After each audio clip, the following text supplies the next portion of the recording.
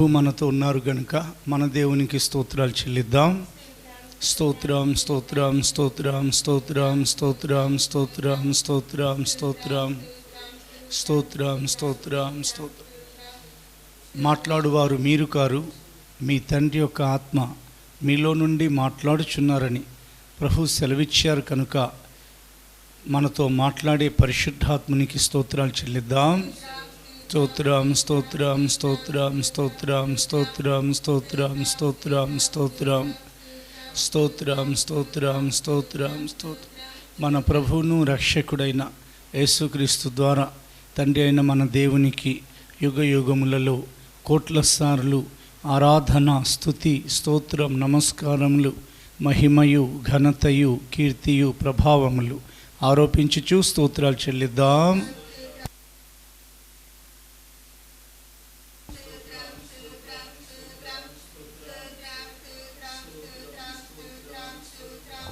Amen. అందరం కూర్చుందాం. గడిచిన బైబిల్ స్టడీ లేదా వేద పఠనంలో యోర్దానును దాటిన తర్వాత కనానులో ప్రవేశించాలని మనం నేర్చుకున్నాం. యోర్దానును దాటే ముందు నిబంధన మందస్సం మోయిచున్న యాజకులు ప్రజల కంటే ముందుగా వెళ్ళి యోర్దానులో పాదములు మోపాలి. ఎప్పుడైతే వారు యోర్దానులో పాదములు మోపుతారు, వెంటనే యోర్దాను నీళ్లు ఆగిపోతాయని ముందుగానే దేవుడైన ప్రభు తన దాసుడైన యెహోషువతో ఆయన సెలవిచ్చారు. అదే ప్రకారంగా యాజకులు ఆ మందస్సాన్ని మోయిచు జనుల కంటే ముందుగా నడుచుకుంటూ వెళ్ళి, యాజకులైన వారు జనుల కంటే ముందుగా ఉండాలి. వారి భుజాల మీద దేవుని యొక్క మందస్సం ఉండాలి. అలాగున వెళ్ళి యోర్దానుల వారు పాదములు ఉంచంగానే ఏ ప్రకారంగా యోర్దాను పాయలైపోయిందో, జనులందరూ దాటుకుంటూ యోర్దాను అవతలికి వెళ్ళ చేరుకున్నారు. ఆత్మ సంబంధమైన మరణాన్ని అర్థమిచ్చి దాటుచు ఆయన యొక్క రాజ్యానికి సూచనగా ఉన్న పరమ కానానులో మనం ప్రవేశించాలి. దాని కొరకు యాజకుల భుజం మీద మందస్సం ఉంచమని, ఆ మందస్సం మోయిచున్న యాజకులే ముందుకు వెళ్ళాలని దేవుడు చెప్పారు.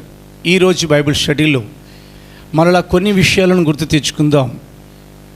దేవుని యొక్క ఆ మాట ప్రకారంగా లేదా దేవుడైన యెహోవా ఆ నిబంధన మందస్సంలో ఉన్న ప్రభావం లేదా మందస్సంలో ఉన్న శక్తి, మందస్సంలో ఉన్న బలసూచకమైన మందస్సమా అని దేవుడు తన వాక్యంలో వ్రాయించారు కనుక ఆ మందస్సం ఎదుట యోర్దాను పాయలైపోయింది. ఆ మందస్సం యేసు ప్రభుల వారికి సూచనగా ఉన్నది. ఆ మందస్సం కృత నిబంధన సంఘానికి సాదృశ్యంగా ఉంది. ఆ మందస్సం ఎదుట దాగోను తల తెగి, మొండెము, తల, అరచేతులు వేటికి అవి తెగిపోయాయి. అంటే మందస్సంలో ఉన్న శక్తి అలాంటిది. ఆ మందస్సం యేసు ప్రభుల వారికి సూచనగా ఉంది ఒకవైపు, మరొక వైపు ఆ నిబంధన మందస్సం కృత నిబంధన సంఘానికి సూచనగా ఉన్నది.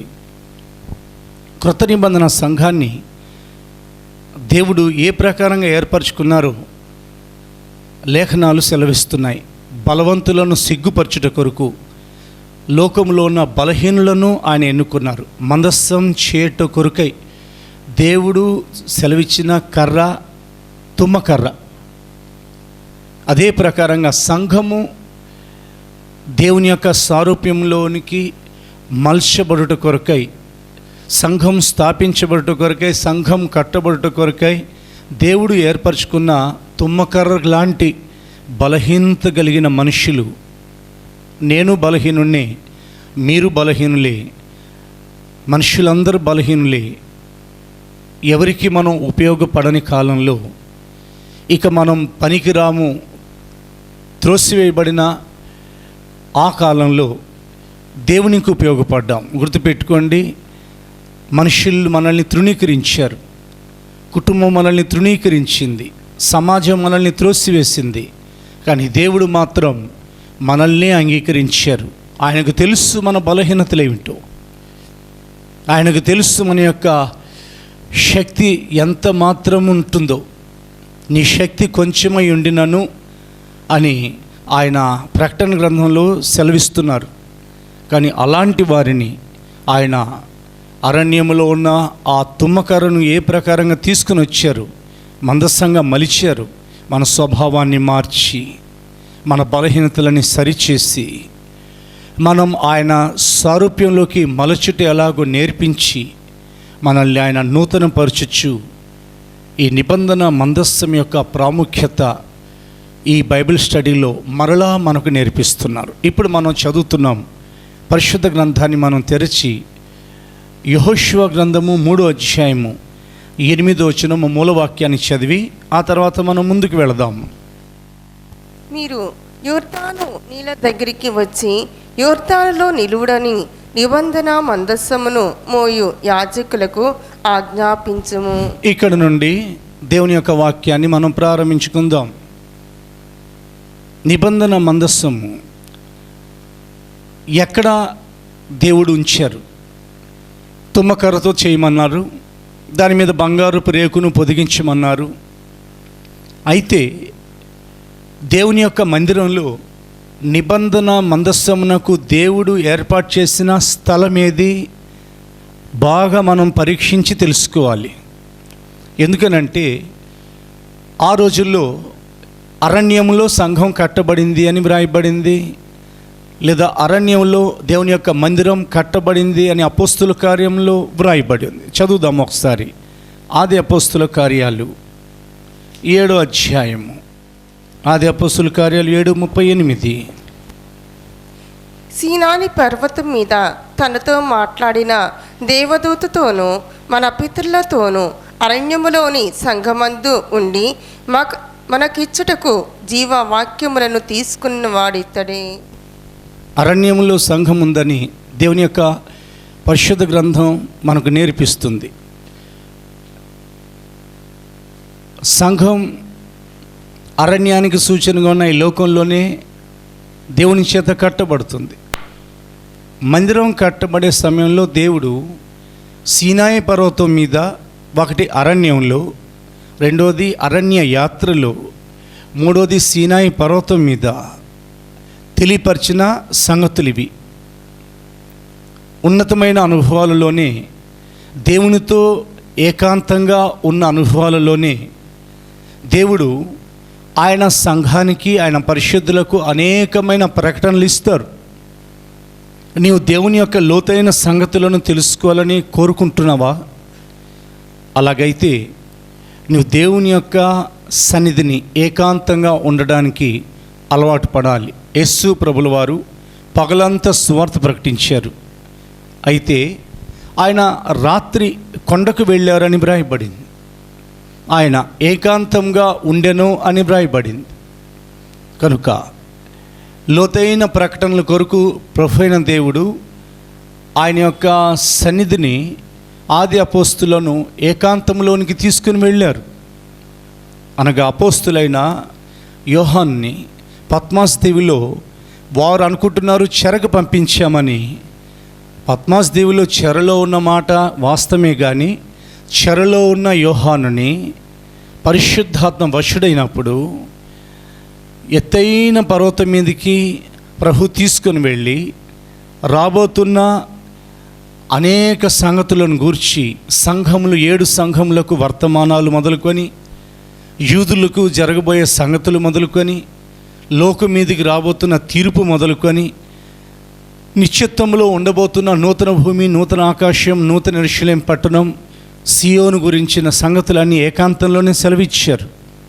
అదే ప్రకారంగా మోషేతో సీనాయి పర్వతం మీద ప్రభువైన దేవుడు మాట్లాడే సమయంలో ఆయన పరిశుద్ధ స్థలంలో 3 భాగాలను ఆయన నిర్మించమని ఖచ్చితంగా చెప్పారు. ఇది నిత్యత్వానికి కూడా సూచనగా ఉన్నది. చాలా జాగ్రత్తగా దేవుని యొక్క వాక్యాన్ని మనం గమనించాలి. తెలియని విషయాలు దేవుడిని అడిగి తెలుసుకోవాలి. పరిశుద్ధ గ్రంథాన్ని మనం జాగ్రత్తగా పరీక్షించి చూసినట్లయితే, నేను వారిలో నివసించినట్లు మీరు నాకు ఒక పరిశుద్ధ స్థలంను నిర్మింపవలెనో అని దేవుడు సెలవిచ్చారు. ఆ పరిశుద్ధ స్థలమును ఆయన 3 భాగాలుగా నిర్మించమన్నారు. మొదటి భాగమునకు ఆవరణము అనే పేరు పెట్టమని సెలవిచ్చారు. అది చాలా వెడల్పుగా పెద్దగా ఉంటుంది. ఆవరణం దాటిన తర్వాత పరిశుద్ధ స్థలం కొరకు ఒక తెరను వేయమని సెలవిచ్చారు. ఆ తర్వాత పరిశుద్ధ స్థలాన్ని, అతి పరిశుద్ధ స్థలాన్ని వేరు చేసే మరొక తెరను కూడా దేవుడు వేయమని సెలవిచ్చారు. ఇప్పుడు మనం దేవుని యొక్క వాక్యాన్ని చూసినట్లయితే పరిశుద్ధ స్థలం లేదా దేవుని యొక్క మందిరం లేదా ప్రత్యక్ష కూడా 3 పేర్లు పెట్టబడ్డాయి.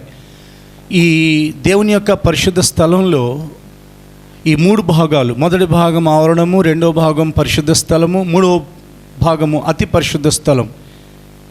ఈ 3 స్థలాలలో దేవుని యొక్క నిబంధన మందసాన్ని ఎక్కడ ఉంచమని దేవుడు సెలవిచ్చారు? ఒకసారి ఆలోచించినట్లయితే అతి పరిశుద్ధ స్థలంలో ఉంచమని దేవుడు ఆజ్ఞాపించారు.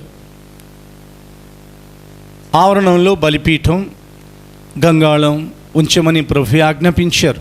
పరిశుద్ధ స్థలంలో దీపవృక్షము, ధూపవేదిక, సమూహపు రొట్టెల బల్ల ఉంచమని దేవుడు ఆజ్ఞాపించారు.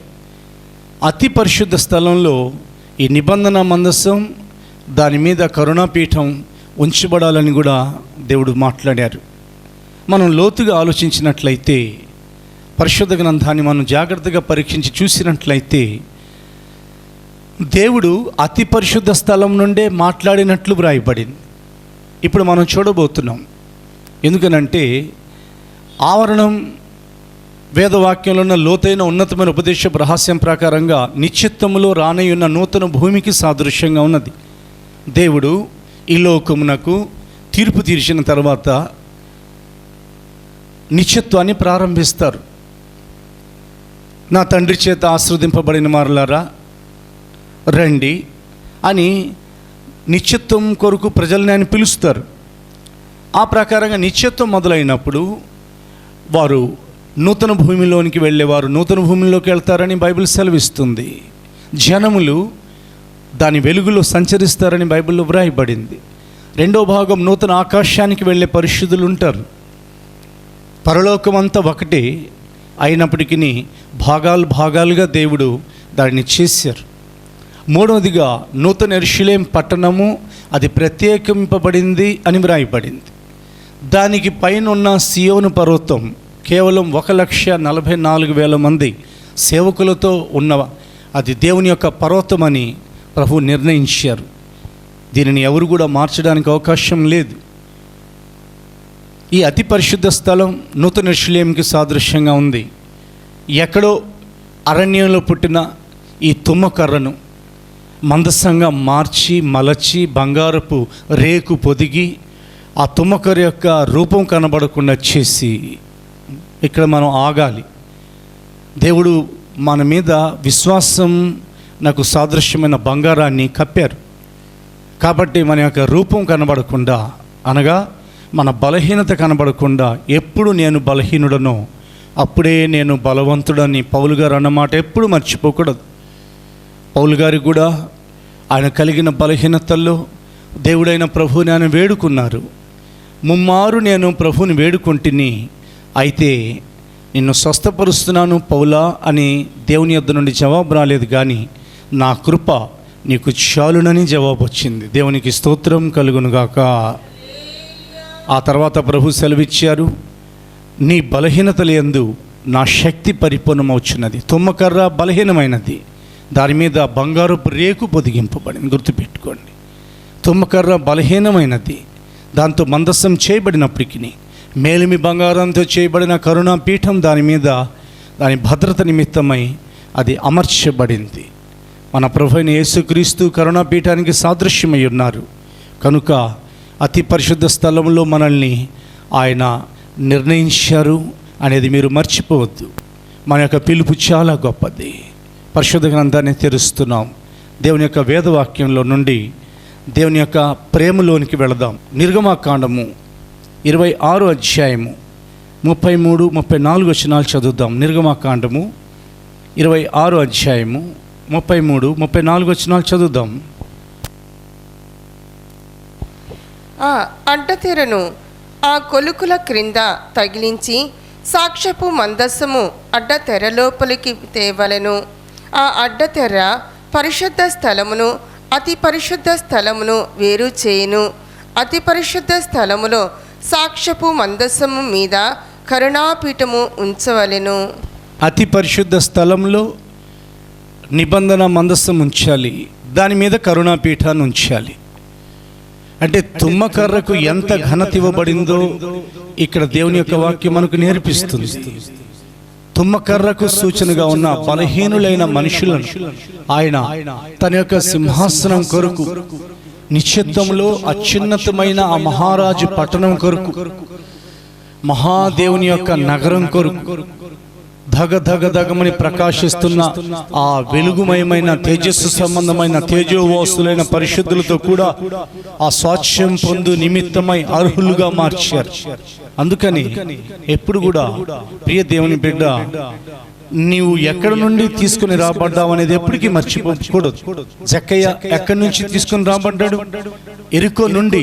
జక్కయ్య ఉండింది ఎరికోలో. దేవుని యొక్క వాక్యంలో రాయబడింది, యేసు ప్రభు అతని ఇంట్లోకి వచ్చిన తర్వాత అతని సాక్ష్యం మారింది. ఇతడును అబ్రహాం కుమారుడే, నేడు ఈ ఇంటికి రక్షణ వచ్చిందని దేవుడు తెలియపరిచారు. జక్కయ్యని వెతుకుతూ యేసు ప్రభులు వారు వెళ్ళారు కాబట్టి జక్కయ్య దొరికాడు. సమరయ స్త్రీ వస్తుందేమో, అక్కడ కూర్చుందాం అని ప్రభు వెళ్ళలా. సమరయ స్త్రీ తప్పకుండా వస్తుందని ఆయనకు తెలుసు.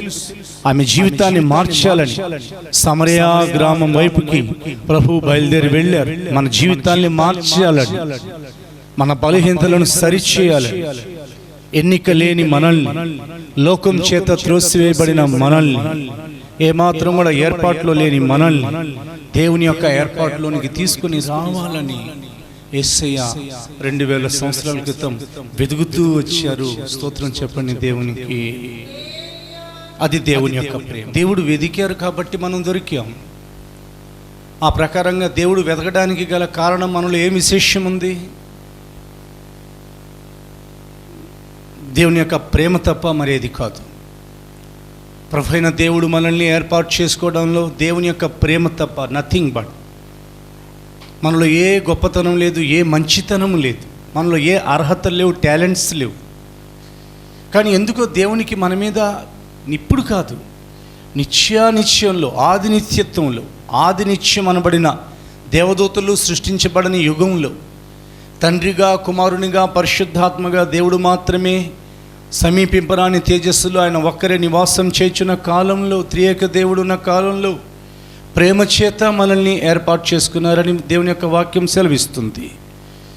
కాబట్టి ఈ నిబంధన మందస్సం గురించి మనకు దేవుని యొక్క పరిశుద్ధాత్మ ఏమి నేర్పిస్తున్నారనగా, దేవుడు మనకి ఇచ్చిన ఆ స్థానాన్ని బట్టి ఆయన యొక్క ప్రేమను మనం ఎప్పుడు జ్ఞాపకం చేసుకోవాలి. ఎందుకంటే ఆయన మనల్ని ప్రేమించారు.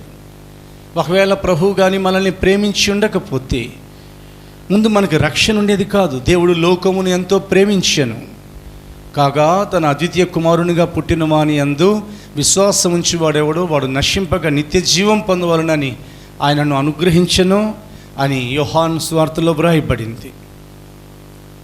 యేసు ఈ లోకంలో ఉన్న తన వారిని ప్రేమించెను, ఆయన అంతం వరకు వారిని ప్రేమించునని బైబిల్ సెలవిస్తుంది. మొదటగా మనల్ని ప్రేమించిన వారు ఆయనే అని దేవుని యొక్క వాక్యం తెలియపరుస్తుంది.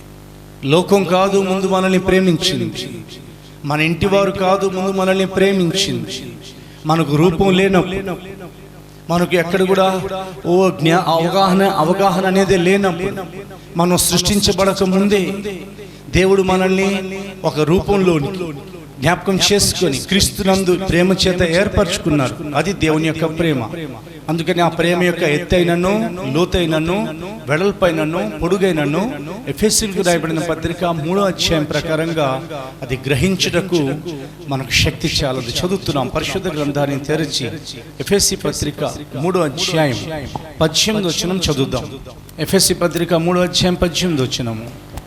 క్రీస్తు మీ హృదయములలో విశ్వాసము ద్వారా నివసించినట్లుగాను తన మహిమైశ్వర్యము చొప్పున మీకు దయచేయవలననియు మీరు దేవుని సంపూర్ణత యందు పూర్ణులగునట్లుగా ప్రేమ యందు వేరుపారి స్థిరపడి సమస్త పరిశుద్ధులతో కూడా దాని వెడల్పు, పొడుగు, లోతు ఎత్తు ఎంతో గ్రహించుకొనుటకును జ్ఞానమునకు మించిన క్రీస్తు ప్రేమను తెలుసుకొనుటకును తగిన శక్తి గలవారు కావాలని ప్రార్థించుచున్నామును. దేవుని యొక్క ప్రేమ సంఘంలో ఉన్న ఆ పరిశుద్ధులు ఎఫెసీ సంఘస్థులు తెలుసుకొనుట కొరకై తగిన శక్తి గలవారు కావాలని నేను ప్రార్థన చేయుచున్నాను అన్నారు అపోస్తలుడైన పౌలు గారు.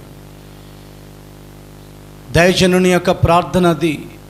ఎందుకనంటే శక్తికి మించిన దేవుని యొక్క ప్రేమ, దాని యొక్క పొడగు, దాని యొక్క వెడల్పు, దాని యొక్క ఎత్తు లోతు అంటే అంత ఎంత ప్రేమించారనంటే మనల్ని కొలత లేకుండా మనల్ని ప్రేమించారు. ఆ ప్రేమ మనకు ప్రకటన గ్రంథం 21వ అధ్యాయంలో ఇదే ఈ దేవుని యొక్క ప్రేమ చేత కట్టబడుచున్న నూతన యెరూషలేము యొక్క ఆ వెడల్పు పొడవు లోతు చచ్చౌకమైనది అని కూడా తెలియపరచబడింది. ప్రకటన గ్రంథం 21వ అధ్యాయం చదువుతున్నాం. ప్రకటన గ్రంథము 21వ అధ్యాయము చదవండి 16వ వచనము. ఆ పట్టణపు చచ్చౌకమైనది, దాని పొడుగు దాని వెడల్పుతో సమానము. అతడు ఆ కొలకరతో పట్నమును కొలుగువగా దాని కొలత 750 కోసులైనది. దాని పొడుగును ఎత్తును ఎడల్పును సమముగా ఉన్నది. ఆ పట్టణం అనగా నూతన యెరూషలేము పట్టణం గురించి వ్రాయబడింది. ఈ నూతన యెరూషలేము పట్టణం అనేది పునాదుల మీద కట్టబడింది. ఈ పునాదులైన వారు 12 ఆది అపోస్తులు యేసు ప్రభువుకు శిష్యులుగా చేశారు. మధ్యలో యూదా ఇస్కరియోతు ప్రణాళిక నుండి తప్పిపోయినప్పటికీ మరలా దేవుడు 12 అపోస్తులుగా మరొక వ్యక్తిని ఏర్పాటు చేసుకున్నారు. ఈ 12 మంది అపోస్తులు కలిసి ఒకే ఉన్నతమైన ఉపదేశాన్ని, ఏదైతే యేసుక్రీస్తు దగ్గర వారు నేర్చుకున్నారు, ఏదైతే పరిశుద్ధాత్మ వారికి నేర్పించారు, అదే ఉన్నతమైన ఉపదేశాన్ని వారు నేర్పించారు. కాబట్టి దేవుని యొక్క వాక్యంలోకి మనం వెళుతున్నాం. మనం అందరం దేవుని యొక్క ప్రేమను బట్టి ఏక పట్టణస్థులుగా మారి మూలరాయి అయిన యేసుక్రీస్తు మీదను అపోస్తుల ప్రవక్తల పునాది మీదను కట్టబడుచున్నామని బైబిల్ సెలవిస్తుంది. ఇది లోతైన రహస్యం. ఎఫెసీ పత్రిక 2వ అధ్యాయం 19వ వచనం 20వ వచనం మనం చదువుదాం. ఎఫెసీ పత్రిక 2వ అధ్యాయం 19, 20 వచనాలు. కాబట్టి మీరిక మీదట పరజనులను పరదేశులై ఉండక పరిశుద్ధులతో ఏక పట్టణస్థులను దేవుని ఇంటివారునై ఉన్నారు. క్రీస్తు యేసే ముఖ్యమైన మూలరాయి ఉండగా అపోస్తులను ప్రవక్తలను వేసిన పునాది మీద మీరు కట్టబడి ఉన్నారు. వేద గ్రంథాన్ని మనం జాగ్రత్తగా పరీక్షించి చూసినట్లయితే నూతన యెరూషలేము అనేది దేవుని యొక్క అతి పరిశుద్ధ స్థలానికి ఓ సూచనగా ఉన్నది. ఈ నిబంధన మందసం కరుణాపీఠం సియోనికి ముంగుర్తుగా ఉన్నది. యేసుక్రీస్తు యొక్క రహస్య రాకడ కొరకు ఎవరైతే దేవుని చేత ఏర్పరచబడ్డారో వారు కేవలం దేవుని యొక్క ప్రేమ చేత మాత్రమే ఏర్పరచబడ్డారు. The Lord God has chosen them. అతి పరిశుద్ధ స్థలం అనేది దేవుని యొక్క ప్రేమకు గుర్తయి ఉన్నది. అది నూతన యెరూషలేములో ఒక వ్యక్తిని చేర్చటం అంటే అది దేవుని యొక్క పట్టణం. అక్కడ దేవదూతలు ఉండలేవు, అక్కడ దేవదూతలు నివాసం చేయలేవు. అది కేవలం దేవుని చేత ఏర్పరచబడిన క్రొత్త నిబంధన సంఘానికి ఇవ్వబడిన దేవుని యొక్క నివాస స్థలం. అది దేవుని యొక్క పట్టణం అని వ్రాయబడింది. అది దేవుని యొక్క మహారాజు నగరం అని వ్రాయబడింది. పరిశుద్ధ గ్రంథాన్ని పరీక్షించి చూసాం ఇప్పటి వరకు. దీని తర్వాత మనం ముందుకు వెళ్ళబోతున్నాం.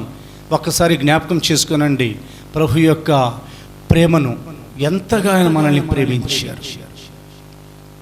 ఆదికాండం మొదలుకొని ప్రకటన గ్రంథం వరకు మీరు చూసినట్లయితే క్రొత్త నిబంధన సంఘానికి ఇవ్వబడిన ఘనత దేవదూతలకు ఇవ్వబడలేదు, పాత నిబంధన పరిశుద్ధులకు కూడా ఇవ్వబడలేదు. వారు మనకంటే ఎక్కువగా ప్రయాసపడ్డారు, వారు మనకంటే ఎక్కువగా సేవ చేశారు.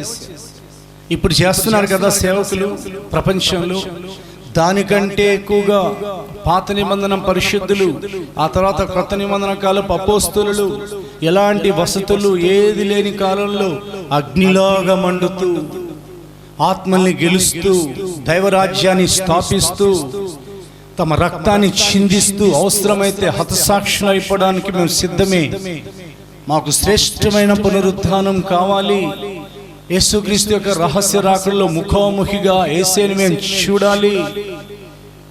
మేము మా ప్రభు అయిన దేవుని యొక్క సింహాసనానికి చేరుకోవాలి అనే తృష్ణతో, ఆ రోషంతో వారు దేవుని యొక్క పని జరిగించారు.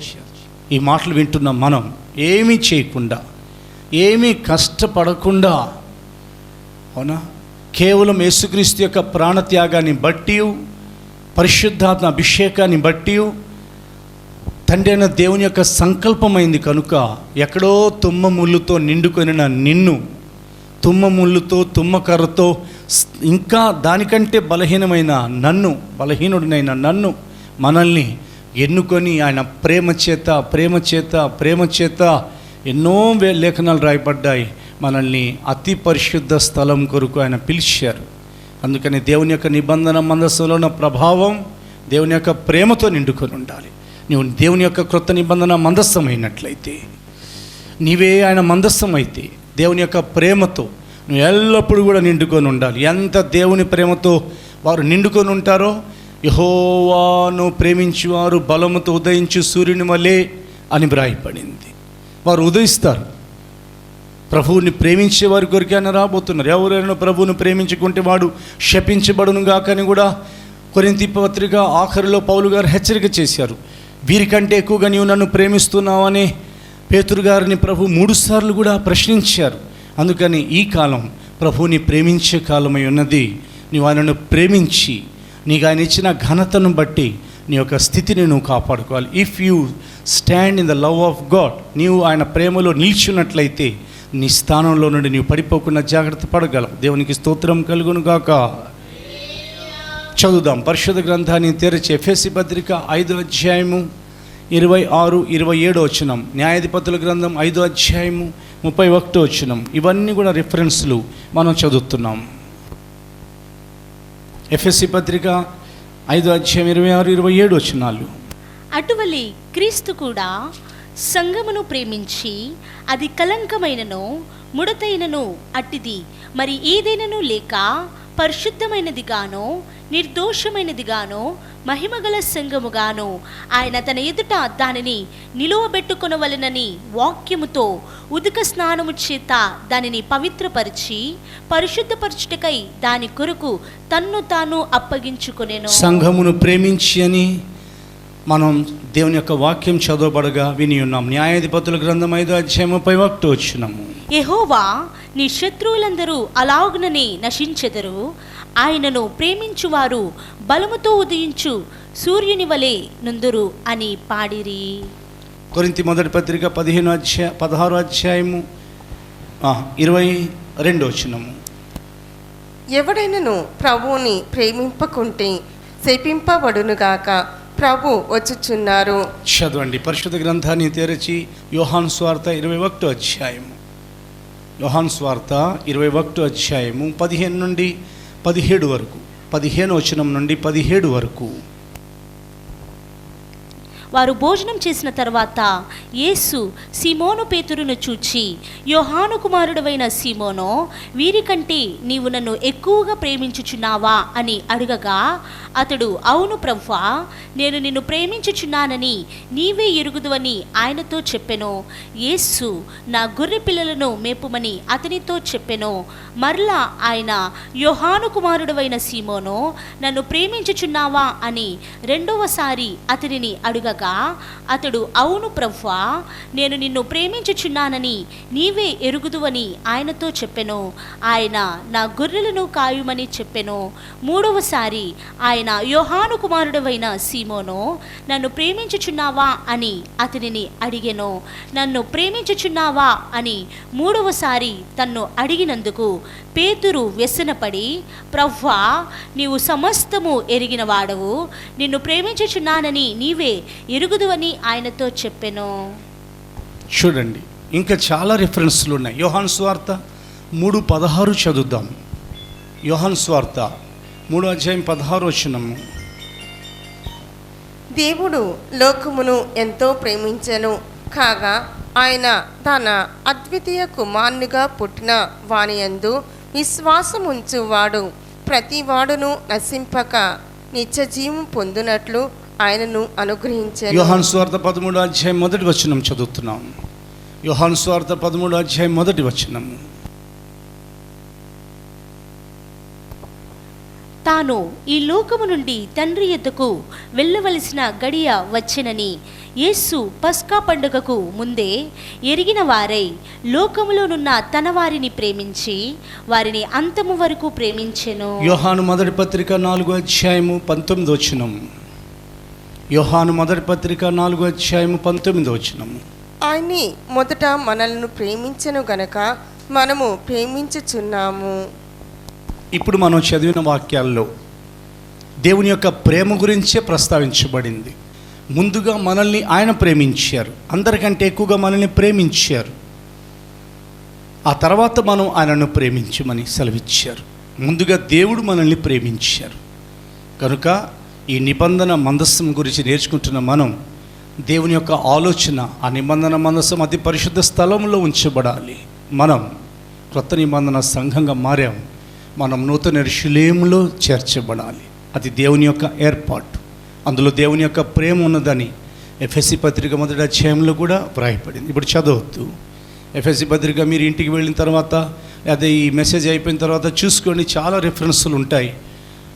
ఎఫెసీ పత్రిక మొదటి అధ్యాయము ఆ 4, 5, 6 వచనాలు చదివినట్లయితే ఆయన జగదుత్పత్తికి ముందే క్రీస్తులో ప్రేమ చేత మనల్ని ఏ విధం చేతనైనా ఆయన ఎదుట మనల్ని ఉంచుకొనవలనని ఆయన ప్రేమ చేత నిర్ణయించను అని వ్రాయబడింది. ఎక్కువగా దేవుని ప్రేమించండి. నూతన యెరూషలేముకి వెళ్ళడం కొరకు, ప్రభు యొక్క రాకడలో ఎత్తబడటం కొరకు మీ ప్రతిష్ఠ నుండి మీరు పడిపోకుండా జాగ్రత్త పడాలి. అందరికీ లేని పిలుపు దేవుడు నీకు ఇచ్చారు. అందరి యొక్క బహుమానం వేరు, నీ యొక్క బహుమానం వేరు. అందరి యొక్క గురి వేరుగా ఉంది, నీ గురి వేరేగా ఉండాలి. మిగిలిన వారిని చూచి ఒకవేళ నేను కూడా అలాగ ఉండాలని ఆయాసపడుతున్నావేమో, దేవుని యొక్క సంకల్పాన్ని దాటాలనుకుంటున్నావేమో, దేవుడు ఆ తుమ్మకర్రను ఆయనకి ఇష్టమైన రీతిలో చెక్కారు. దాని డిజైన్ మార్చేశారు. అది చాలా పెద్ద తుమ్మ ముళ్ళు చెట్టు, తుమ్మకర్రతో ఉన్న చెట్టు. కానీ అది పరిశుద్ధ స్థలాన్ని దాటి అతి పరిశుద్ధ స్థలంలోకి వచ్చినప్పుడు చక్కగా పలకలుగా ముళ్ళన్నీ తీసివేయబడి చక్కగా అది చిత్రీపట్టబడి చక్కగా బంగారు బ్రేకు దాని మీద పొదిగింపబడగా అది తీసుకొని వచ్చి భద్రపరచబడింది. దేవుడు సంఘంలో మనల్ని భద్రపరిచారు. ఆ నిబంధన మందసం గురించి ఇంకా మనం కొన్ని విషయాలు నేర్చుకున్నట్లయితే దేవుని యొక్క పరిశుద్ధ గ్రంథాన్ని తెరిచి మనం చూద్దాం. నిర్గమకాండం 2వ భాగం 25వ అధ్యాయం 22వ వచనంలోకి మనం వెళుతున్నాం. నిర్గమకాండం 25వ అధ్యాయం 22వ వచనాన్ని చూద్దాం.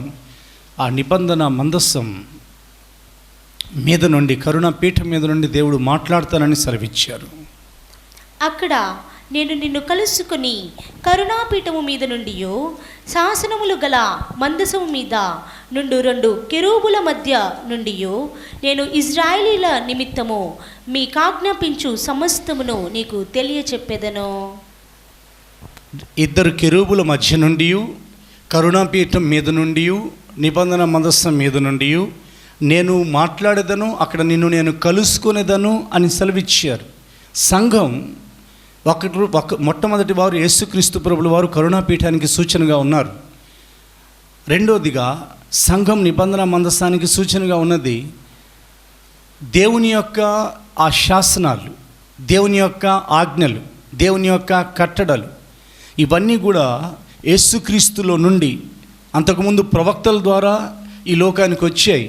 దేవుని యొక్క వాక్యం సెలవిస్తుంది, ఆయన ఆది కాలంలో ప్రవక్తల ద్వారా మాట్లాడారు, దినముల అంతముల యందు తన కుమారుని ద్వారా మాట్లాడారు. తర్వాత మనం చదువుదాం. తన ప్రవక్తల నోట పలికించిన దేవుడు, పూర్వకాలమందు ప్రవక్తల ద్వారా మాట్లాడిన దేవుడు. అనేక మంది ప్రవక్తలు, మోషే మొదలుకొని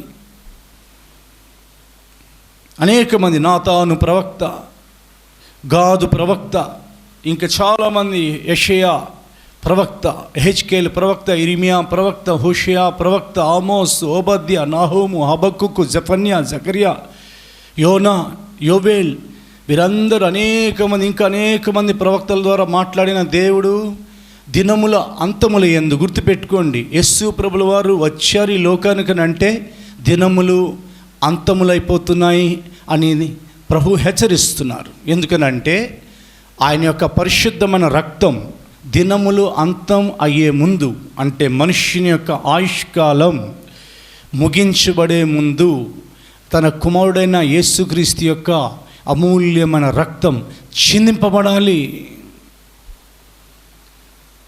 ఈ లోకంలో జీవిస్తున్న నీ జీవితం ఒక ముగింపుకి రాకముందే నీ కొరకు శరీర ప్రకారంగా యేసుక్రీస్తు యొక్క రక్తం చిందింపబడిందని నువ్వు గ్రహించాలి. దినముల అంతముల యందు ఆయన తన కుమారుని ద్వారా మాట్లాడారు. హెబ్రీ పత్రిక 1వ అధ్యాయం చదువుతున్నాం. హెబ్రీలకు వ్రాయబడిన పత్రిక 1వ అధ్యాయము 1, 2, 3 వచనాలు మనం చదివినట్లయితే వేదవాక్యం ఇలాగున మనకు తెలియపరుస్తూ ఉంది. పూర్వకాలమందు నానా సమయములను నానా విధములుగాను ప్రవక్తల ద్వారా మన పితరులతో మాట్లాడిన దేవుడు ఈ దినముల అంతమందు కుమారుని ద్వారా మనతో మాట్లాడను. ఆయన ఆ కుమారుని సమస్తమునకును వారసునిగా నియమించెను. చాలు, కుమారుని ద్వారా మనతో మాట్లాడనని వ్రాయబడింది. కరుణాపీఠం మీద నుండి, నిబంధన మందస్సు మీద నుండి, ఆ కెరూపుల మధ్య నుండి ఆయన మాట్లాడతాను అని అన్నారు కదా. అదే ప్రకారంగా యేసుక్రీస్తు ద్వారా దేవుడు మాట్లాడే కాలం ఇది. అదే ప్రకారంగా పరిశుద్ధాత్మ ద్వారా కూడా దేవుడు మాట్లాడుతున్నారు. దాంతోపాటు ఆయన తన యొక్క సంఘం ద్వారా, తన సంఘంలో ఉన్న సేవకుల ద్వారా, తన సంఘంలో ఉన్న విశ్వాసుల ద్వారా ఆయన ఈ సత్యం తెలియని వారితో మాట్లాడాలని కోరుకుంటున్నారు. నీవు నిబంధన మందస్సం అయితే, నీవు దేవుని యొక్క మహిమ కలిగిన సంఘం అయితే, ఓ సేవకుడా, ఓ సేవకురాలా, ఓ మంచి విశ్వాసి, ప్రియ దేవుని బిడ్డ, మంచి సేవకులు, మీరు మంచిగా సేవ చేస్తున్నారు. మనమందరం కలిసి అయితే దేవుని యొక్క వాక్యం నీ ద్వారా అనేక మందికి ఆయన ఆలోచన ప్రకారంగా ప్రకటింపబడుతుందా? ఆయన సత్యాన్ని నువ్వు ప్రకటిస్తున్నావా? ఆయన నీ ద్వారా మాట్లాడాలనుకుంటున్న సంగతులన్నిటినీ బయటికి రాణిస్తున్నావా? మాట్లాడువారు మీరు కారు. 8వ అధ్యాయం లేదా 10వ అధ్యాయం 20వ వచనం మత్తయి సువార్త చదివినట్లయితే నిబంధన మందస్సు మీద నుండి మాట్లాడిన దేవుడు ఈ దినమున మనతో మాట్లాడుతున్నారు. మత్తయి సువార్త 10వ అధ్యాయం 20వ వచనం మనం చదువుతున్నాం.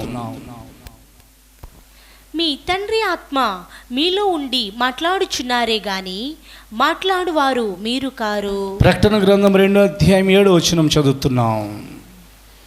ప్రకటన గ్రంథం 2వ అధ్యాయం 7వ వచనం, చెవి గలవాడు ఆత్మ సంగములతో చెప్పుచున్న మాట వినుగాక. జయించు వానికి దేవుని పరదేశులో ఉన్న జీవవృక్ష ఫలములు భుజింపనిత్తును. యోహాను సువార్త 9వ అధ్యాయం 37వ వచనం. యోహాను సువార్త 9వ అధ్యాయం 37వ వచనము.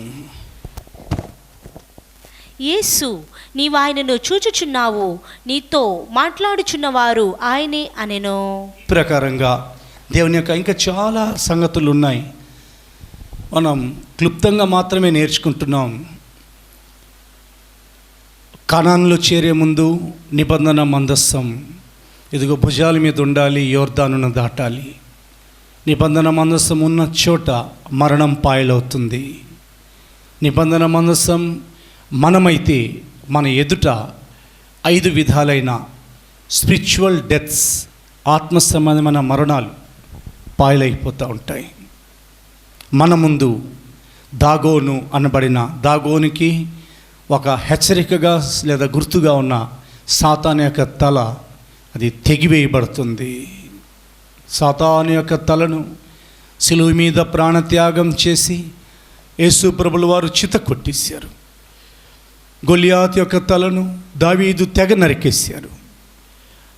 ఎవరు ముట్టుకోకుండానే దేవుని యొక్క నిబంధన మందసమ ఫిలిస్టీయుల దేశంలోకి వెళ్ళినప్పుడు దాగోను గుడిలో పెడదాం, అయ్యో దేవుని యొక్క ఇది వస్తువు అని అనుకున్నారు.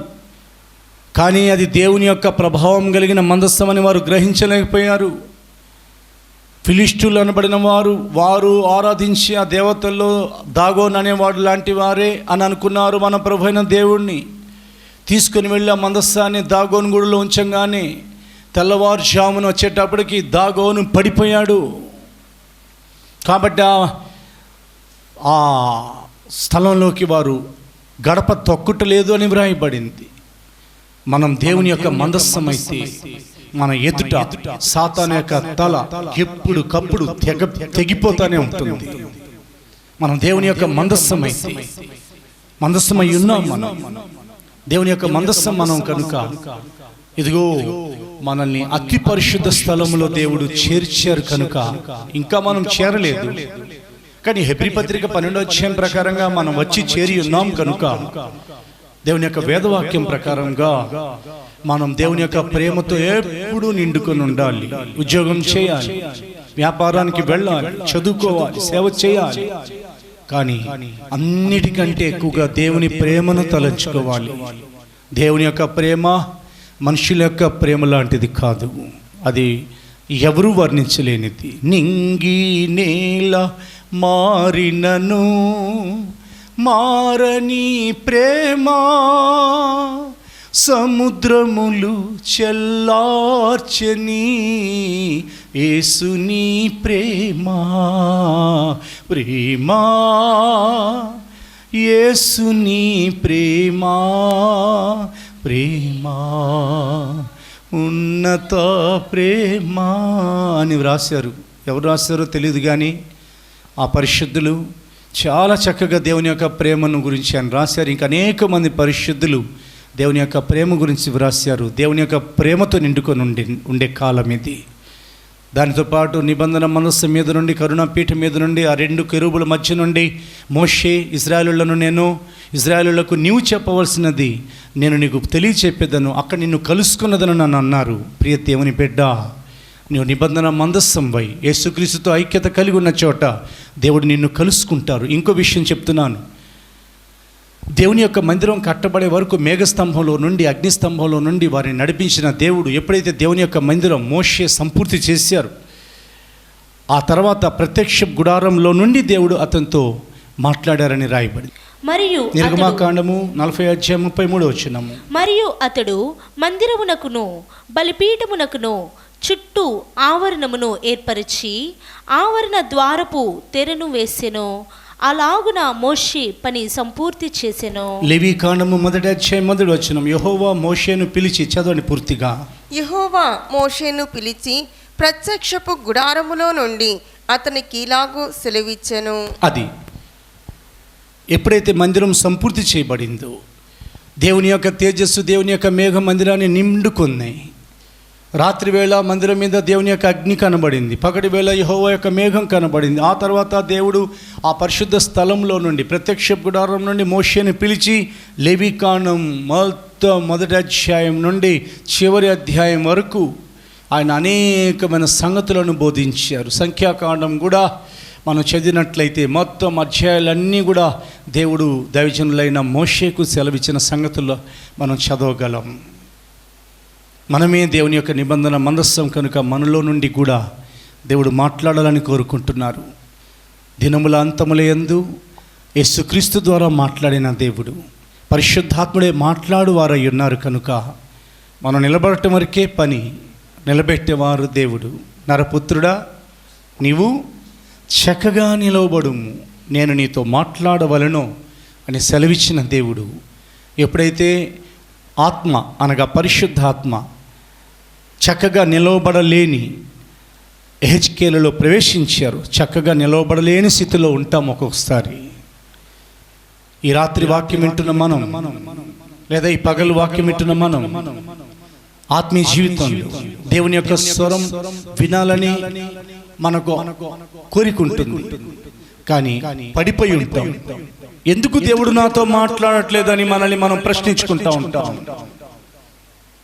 రక్షణ పొందిన కొత్తలో నేను దేవుని యొక్క స్వరం విన్నానని మనం సాక్ష్యాలు చెప్పటం చాలా సంతోషమే, కానీ వాటికంటే ఎక్కువగా అనుదినం ఆయన మెల్లని స్వరంతో మాట్లాడే కాలం ఇదే కనుక అది వినటం కూడా చాలా అవసరం.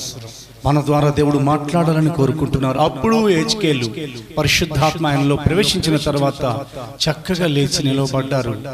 దేవుడు హెజ్కేలు ద్వారా ఇజ్రాయెల్ ప్రజలందరికీ అనేకమైన సంగతులు బోధించారు. అదే హెజ్కేలు నీవైతే, అదే యోహాను నీవైతే, అదే పౌలు నేనైతే, అదే పౌలు నీవైతే, అదే అపోస్తులు నీవైతే, మనమైతే మన ద్వారా దేవుడు అనేక సంగతులు మాట్లాడతారు. నిబంధన మందస్సం నుండి అనేక సంగతులు బయలుపరచబడతాయి. దేవునికి అవునా, దేవుని యొక్క రహస్యాలు లోకానికి వెళ్ళి చెప్పండి. అపోస్తులతో ఏమన్నారో చెప్పమంటారు యేసు ప్రభువు వారు. ఇదిగో నేను యుగ సమాప్తి వరకు సదాకాలం మీతో కూడా ఉన్నానని మాత్రమే చెప్పలా, నేను మీకు ఆజ్ఞాపించిన వాటన్నిటినీ గైకొనవలనని వారికి బోధించుడి. నేను ఏ సంగతులు మీకు ఆజ్ఞాపించాను వాటన్నిటినీ గైకొనవలనని, నేను మీకు ఆజ్ఞాపించు వాటినెల్లను గైకొనవలనని వారికి బోధించుడి. ఆదికాండం నుండి మలాకి గ్రంథం వరకు, మత్తయి సువార్త నుండి ప్రకటన గ్రంథం వరకు దేవుని యొక్క రహస్యాలు నిబంధన మందస్థమైన క్రొత్త నిబంధన సంఘం నుండి ప్రపంచానికి వెళ్ళాలని దేవుడు కోరుకుంటున్నారు. ఎవరైనా ఆపగలరా?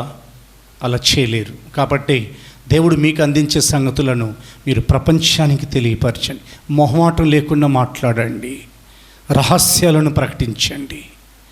లోతైన విషయాల ద్వారా దేవుడు అనేకులను ఆయన రాకడ కొరకు కూడా తీసుకెళ్లే అవకాశాలు ఉన్నాయి కదా. ఇంకా పరిశుద్ధ గ్రంథాన్ని మనం పరీక్షించి చూసినట్లయితే మూడో అనుభవం, ఈ నిబంధన మందస్సంలో 3 ప్రాముఖ్యమైన వస్తువులను దేవుడు భద్రపరచమని సెలవిచ్చారు. వాటిలో మొట్టమొదటిది దేవుని యొక్క శాసనములు కలిగిన 2 రాతి పలకలు, రెండోది మన్నా కలిగిన బంగారపు పాత్ర, మూడోది చిగురించిన అహరోను కర్ర. చదువుదాం. 3వ భాగం మందస్సం, నిబంధన మందస్సంలో ఉన్న ప్రభావం. హెబ్రీయులకు రాయబడిన పత్రిక 9వ అధ్యాయము 4వ వచనం చదువుతున్నాం. హెబ్రీ పత్రిక 9వ అధ్యాయము 4వ వచనము. అందులో సువర్ణ దుపార్తియు అంతటను బంగారు రేకులతో తాపబడిన నిబంధన మందసమును ఉండెను. ఆ మందసములో మన్నాగల బంగారు పాత్రయు, చిగిరించిన అహరోను చేతి కర్రయు, నిబంధన పలకలను ఉండెను. నిర్గమకాండం 25వ అధ్యాయం 16వ వచనం మనం చూస్తున్నాం. నిర్గమకాండము 25వ అధ్యాయం 16వ వచనం మనం చదువుదాం. ఆ మందసములో నేను నీకిచ్చు శాసనములు ఉంచవలెను. అది నిబంధన మందస్సం సంఘం అయితే, ఆ సంఘం మనమైతే, ఒకరు మనం బయట కనబడుతున్న బాహ్య పురుషుడు, రెండోవారు మన లోపలున్న ఆత్మ ఆంతర్య పురుషుడు. కాబట్టి మన ఈ శరీరం లోపల ఏ ప్రకారంగా అవయవాలు ఉంటాయి, గుండెకాయ, లివరు, ఊపిరితిత్తులు, కిడ్నీలు, అలా ఉన్న పేగులు, రకరకాల పార్ట్స్ ఎలా ఉంటాయో, మన ఆంతర్య పురుషుని గురించి బైబిల్ సెలవిస్తుంది. ఆ నిబంధన మందస్థమైన సంఘంలో అనగా నీలో, నాలో, మనలో దేవుని యొక్క ఆ రాతి పలకలు ఉండాలి. అనగా ఎన్ని ఆజ్ఞలు ఇచ్చారు? వాటి మీద 10 ఆజ్ఞలు ఇచ్చారు. 10 తెరలతోనే మందిరాన్ని కట్టమన్నారు. 10వ రోజునే అనగా 50వ రోజు, 40+10 50వ రోజునే పరిశుద్ధాత్మ దిగి వచ్చారు. 10 దినములైన తర్వాత ఇర్మియాతో దేవుడు మాట్లాడారు. ఇలాగున 10 మంది కుష్ఠరోగులను స్వస్థపరిచారు. ఇలాగున అనేకమైన విషయాలు రాయబడి ఉన్నాయి. దేవునికి స్తోత్రం కలుగునుగాక. కాబట్టి ఆ 10 దేవుని యొక్క ప్రేమకు గుర్తుగా ఉన్నది. మనలో ఇక్కడ దేవుని యొక్క వాక్యాన్ని మనం చదివినట్లయితే, ఇది అంత్యకాలం. ఈ కాలంలో ఆయన మన గుండెల మీద తన యొక్క విధులను, తన యొక్క శాసనములను నేను వ్రాసెదను అని ప్రవక్త అయిన ఇర్మియా ద్వారా ముందుగానే తెలియపరిచారు. గుర్తుపెట్టుకోండి. అందుకని కొత్త నిబంధన సంఘానికి వచ్చేటప్పటికి ప్రభువైన దేవుడు సెలవిచ్చారు. ఇదిగో మీరు రాతి పలకలతో కాదు కానీ, లేదా రాతితో కాదు కానీ, సిరాతో కాదు కానీ, మా ఆత్మ మూలంగా వ్రాయబడిన ఇదిగో పత్రిక అయి ఉన్నారు. ఇర్మియా గ్రంథం 31వ అధ్యాయం తెరుస్తున్నాం మనం. 33వ వచనం. కొరింథీ 2వ పత్రిక 3వ అధ్యాయం 3వ వచనం చదువుతున్నాం. ఇర్మియా ప్రవక్త గ్రంథం 31వ అధ్యాయం 33వ వచనము. ఈ దినములైన తరువాత నేను ఇజ్రాయేలు వారితోనూ యూదా వారితోనూ చేయబోవు నిబంధన ఇదే. వారి మనసులలో నా ధర్మవిధి ఉంచెదను, వారి హృదయము మీద దాన్ని వ్రాసెదను. యెహోవా వాక్కు ఇదే. కొరింథీ 2వ పత్రిక 3వ అధ్యాయం 3వ వచనం. హృదయం మీద వ్రాసెదనని ప్రభు సెలవిచ్చారు. అది మన గురించే దేవుడు ముందుగా సెలవిచ్చిన ప్రవచనం. అది రాతి పలకల మీద గాని సిరాతో గాని వ్రాయబడక మెత్తని హృదయములు అను పలకల మీద జీవము గల దేవుని ఆత్మతో మా పరిచర్య మూలముగా వ్రాయబడిన క్రీస్తు పత్రిక ఉన్నారని మీరు తేటపరచుబడుచున్నారు. గట్టి హృదయాల మీద అవునా కాదు, బండరాటి వంటి హృదయాల మీద కాదు, మెత్తని హృదయాల మీద పరిశుద్ధాత్మ ద్వారా సేవకుల పరిచర్య మూలంగా వారు వ్రాయబడుతున్నారని వ్రాయబడింది. అందుకనే రాతి గుండె తీసివేసి మాంసపు గుండెను బిగిస్తానని మీరు చదివి ఉన్నారు కదా. గతంలో ఎన్నోసార్లు మనం చదివి ఉన్నాం. రాతి గుండె తీసివేసి మాంసం గుండెని బిగిస్తానని ప్రభు సెలవిచ్చారు. అబ్రహాం గుడారానికి వచ్చినప్పుడు శారా దగ్గరికి వెళ్ళి మెత్తని పిండితో అని అబ్రహాం చెప్పారు కదా. ఆ పిండిలో రాళ్ళు ఉండకూడదు, నీ యొక్క స్వభావంలో గట్టిదనం ఉండకూడదు. ఆత్మ సంబంధంగా నువ్వు ఎంత గట్టిగా ఉంటావో, ఎంత బలంగా ఉంటావో, ప్రేమించే విషయంలో, దేవుని ప్రేమించే విషయంలో నీ వలే నీ పొరుగువాని ప్రేమించే విషయంలో నీవు అంత మెత్తగా ఉండాలి. అందుకనే దేవుడు తన వాక్యం ద్వారా నీతో మాట్లాడుతున్నారు. దేవుని యొక్క ప్రేమతో నిండుకొని ఉండటమే దేవుని యొక్క ఆజ్ఞల్ని అనుసరించడానికి సూచన ఉన్నది. ఇదిగో ఒకడు నన్ను ప్రేమించిన ఎడలా అతడు నా ఆజ్ఞల్ని గైకొనునని యోహాను సువార్త 14వ అధ్యాయంలో ప్రభు తెలియపరిచారు. దేవుని ప్రేమించేవారు దేవుని ఆజ్ఞల ప్రకారంగా చేస్తారు. చదువుతున్నాం యోహాను సువార్త పరిశుద్ధ గ్రంథాన్ని తెరిచి 14వ అధ్యాయం. ప్రభుని ప్రేమిస్తున్నారా? ఆయన మాట ప్రకారంగా చేయండి. 21వ వచనము. నా ఆజ్ఞలను అంగీకరించి వాటిని గైకొనువాడే నన్ను ప్రేమించువాడు.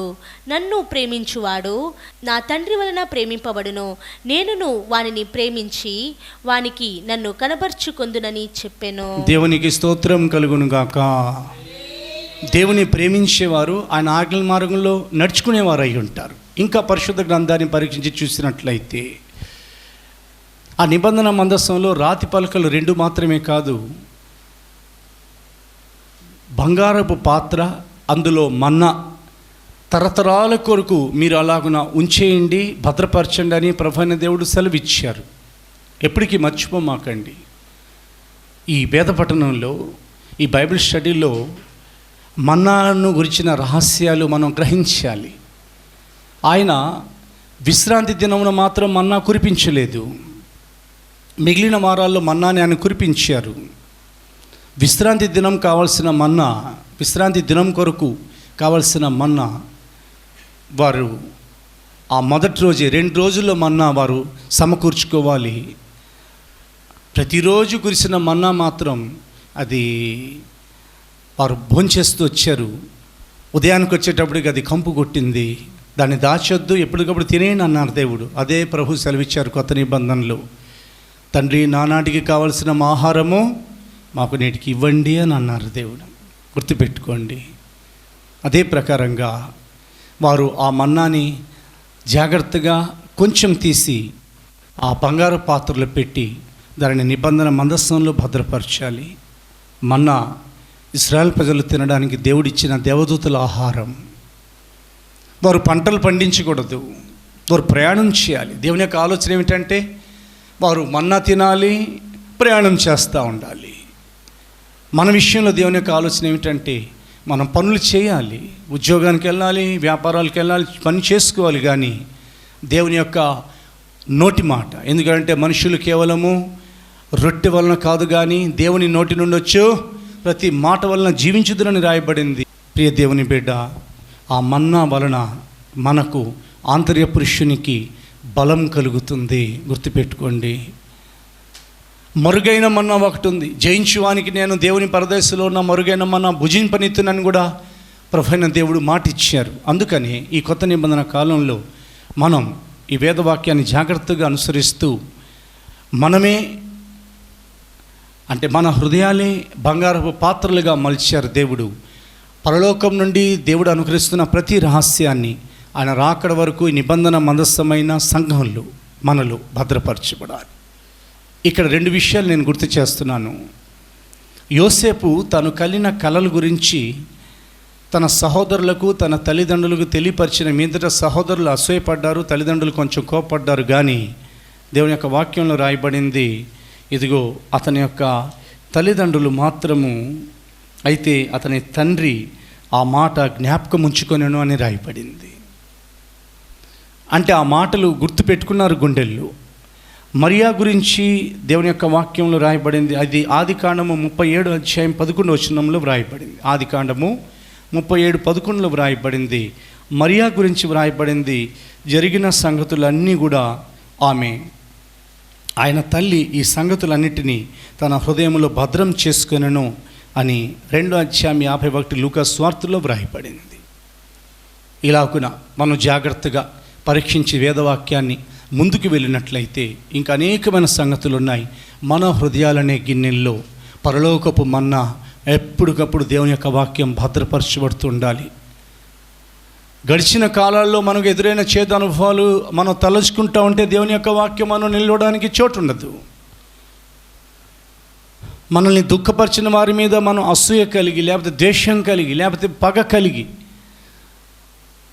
వారు నన్ను ఈ ప్రకారంగా శోధించారే అని మనం వారి మీద గురి నిలిపినట్లయితే దేవుని యొక్క వాక్యం మనలో భద్రం చేయబడదు. నిబంధన మందస్సంలో ఇదిగో మన్నా భద్రపరచబడిన రీతిగా కొత్త నిబంధన మందస్థమైన సంఘంలో దేవుని యొక్క వాక్యం భద్రపరచబడాలి. ఆ వాక్యం ఏ హృదయంలో ఉంటుందో ఆ హృదయంలో నుండి అతని యొక్క శరీరానికి లేదా మనుష్యుని యొక్క ఆ సంఘం యొక్క సర్వ శరీరానికి దేవుని యొక్క వాక్యంలో ఉన్న ప్రభావము అది ప్రయాణం అవుతూ ఉంటుంది. దాని వలన వారికి మేలు కలుగుతుంది. హల్లెలూయా. మన్నా కంటే శ్రేష్టమైన దేవుని యొక్క వాక్యం మన హృదయంలో భద్రపరచుకోవాలి. చదువుదాం. ఆదికాండము ఇందాక చెప్పబడిన 2 రిఫరెన్సులు. ఆదికాండము 37:11 చదువుదాం. అతని సహోదరులు అతని యందు అసూయపడిరి, అయితే అతని తండ్రి ఆ మాటలో జ్ఞాపకం ఉంచుకొనెను. లూకా సువార్త 2:51. అంతటా ఆయన వారితో కూడా బయలుదేరి నజరేతునకు వచ్చి వారికి లోబడి ఉండెను. ఆయన తల్లి ఈ సంగతులన్నిటినీ తన హృదయములో భద్రము చేసుకొనెను. హృదయంలో భద్రపరచుకోవటాన్ని బట్టి దేవుని యొక్క రహస్యాలు మన హృదయంలో పొర్లుతూ ఉంటాయి. దేవుని యొక్క విశ్వాసపు ఐశ్వర్యం, దేవుని యొక్క కృప మహదైశ్వర్యం మన యొక్క హృదయాలలో పొంగే కాలం ఇది. దేవుని యొక్క రహస్యాలు ఎవరికైతే తెలియపరచబడతాయో వారే ఐశ్వర్యవంతులు. ఆ సేవకులు ఒకవేళ బేదవారు కావచ్చు, చదువు లేని వారు కావచ్చు, తృణీకరింపబడిన వారు కావచ్చు, కానీ వారు కృపా మహదైశ్వర్యంతో the riches of faith and the riches of grace, దేవుని యొక్క కృప చేత, దేవుని యొక్క విశ్వాసం చేత వారు ఐశ్వర్యవంతులై ఉంటారు. దేవుని యొక్క రహస్యాలు వారికి తెలుస్తాయి. చేపలు పట్టే సాధారణమైన జారులకు ఆయన కూర్చోబెట్టి ఏమన్నారంటే, దేవుని యొక్క రాజ్య మర్మములు ఎరుగుట మీకు అనుగ్రహింపబడి ఉన్నది. స్తోత్రం చెప్పండి. దేవుడు తను ప్రేమించి వారికి ఏది సిద్ధపరచునో అది కంటికి కనబడలేదు, చెవికి వినబడలేదు, హృదయమునకు గోచరం కాలేదు, కానీ ఆత్మ వలన మనకు బయలుపరచబడ్డాయి. పరిశుద్ధాత్మ వచ్చి దేవుని యొక్క రహస్యాలు మనకు బయలుపరిచారు. దేవుని యొక్క వాక్యం ద్వారా దేవుని యొక్క రహస్యాలు మనకు బయలుపరచబడ్డాయి. కాబట్టి నీవు క్రొత్త నిబంధన సంఘమైతే, నిబంధన మందసంగా దేవుడు నీతో మాట్లాడుతున్నారు కనుక నీలో దేవుని యొక్క రహస్యాలు నిండాల్సిన కాలం ఇది.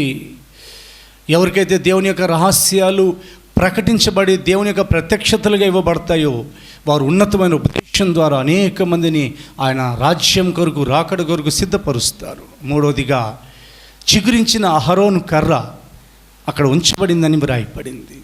నిబంధన మందస్సంలో ఉన్న ఆ ప్రభావం గురించి మనం నేర్చుకుంటున్నాం. నిబంధన మందస్సులో మొట్టమొదటిగా వేదవాక్యాన్ని మనం చూసాం. పరిశుద్ధ గ్రంథంలో ఏం రాయబడింది? నిబంధన మందస్సంలో 2 రాతి పలకలు భద్రపరచబడ్డాయి. నిబంధన మందస్సంలో ఇదిగో బంగారపు మన్నా పాత్ర, అందులో మన్నా భద్రపరచబడింది. 3వదిగా నిబంధన మందస్సంలో చిగురించిన అహరోను కర్ర భద్రపరచబడింది. అహరోను కర్ర చిగురించింది. ఆ కర్ర ఫరో ఎదుట ఇదిగో మాంత్రికుల యొక్క కర్రలను మింగివేసిన కర్ర. అది సాధారణంగా అహరోను యొక్క చేతి కర్రగా వాడబడింది.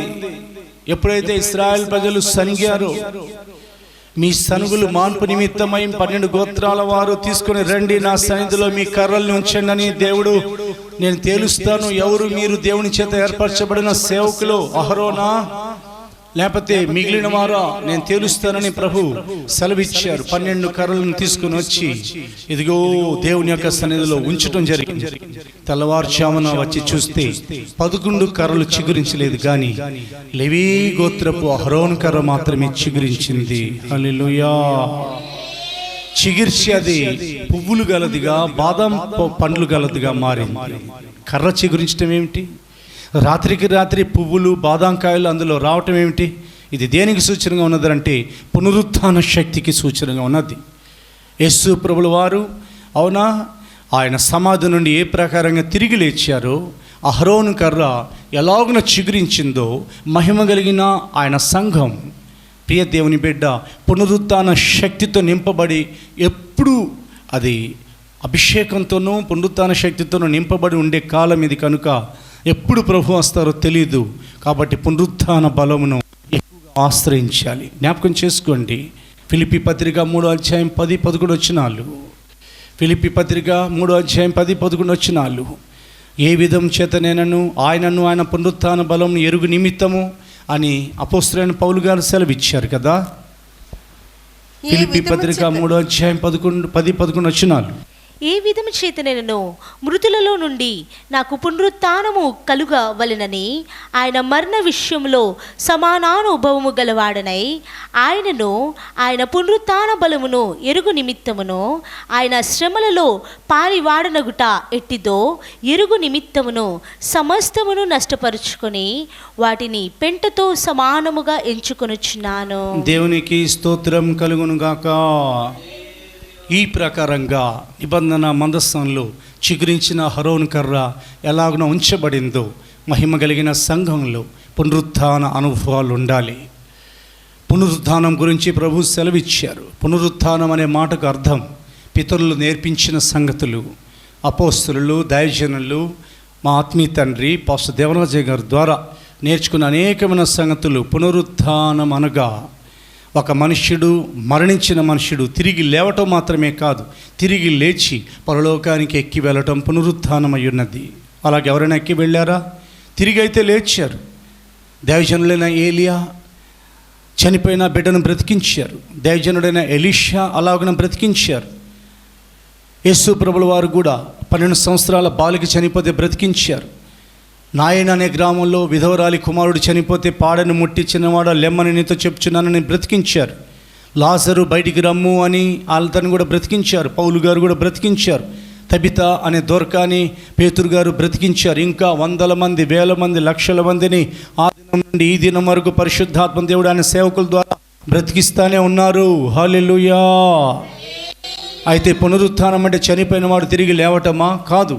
పునరుత్థానం అనగా ఇదిగో చనిపోయిన ఒక వ్యక్తి తిరిగి లేచి పరలోకానికి ఎక్కి వెళ్ళటం. పునరుత్థానంలో 2 భాగాలు బైబిల్ డివైడ్ చేస్తుంది. ఒకటి మొదటి పునరుత్థానము, రెండవది ఆఖరి పునరుత్థానం. మొదటి పునరుత్థానంలో 5 వరుసలు దేవుడు అనుగ్రహించారు. మొదటి వారు ప్రథమ ఫలమైన క్రీస్తు. కొరింథీ మొదటి పత్రిక 15:20 వచనం ప్రకారంగా, ఇప్పుడైతే నిద్రించిన వారిలో ప్రథమ ఫలముగా క్రీస్తు మృతులలో నుండి లేపబడి ఉన్నారు. అది ప్రథమ ఫలము క్రీస్తు అని వ్రాయబడింది. 2వ భాగంలోకి మనం వెళ్ళి చూసినట్లయితే రెండవదిగా జయించిన సంఘం. మొదటి పునరుత్థానంలో 2వ వరుసలో అది బ్రతికించి, అది ప్రభు యొక్క రాకలో రూపాంతరం చెంది వారు వెళ్తారు, జయించిన పరిశుద్ధులు.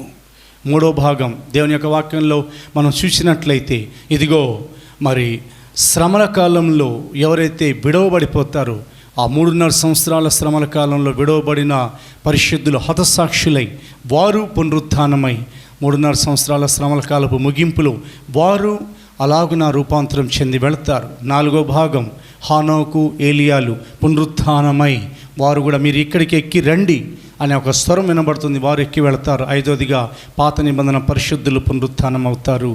ఇది మొదటి పునరుత్థానం. యేసయ్య పునరుత్థానమై 2000 సంవత్సరాలు అయిపోయింది. మహిమ కలిగిన సంఘం పునరుత్థానమయ్యే కాలం వచ్చింది.